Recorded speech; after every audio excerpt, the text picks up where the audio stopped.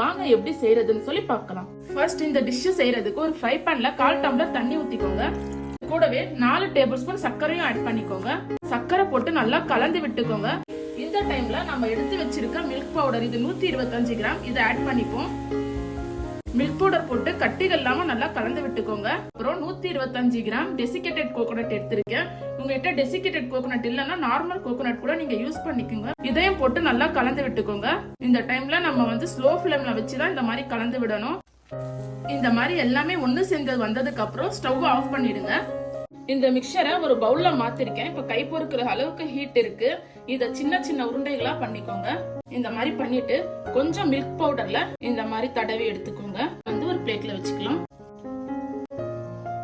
நம்மளுடைய coconut milk balls சூப்பரா ready ஆயிடுச்சு. பாருங்க எவ்வளவு சூப்பரா வந்திருக்குன்னு. இது சாப்பிட அவ்வளவு டேஸ்டியா இருக்கும். செய்யறதும் 15 நிமிஷத்துல நீங்க செஞ்சிடலாம். இப்போ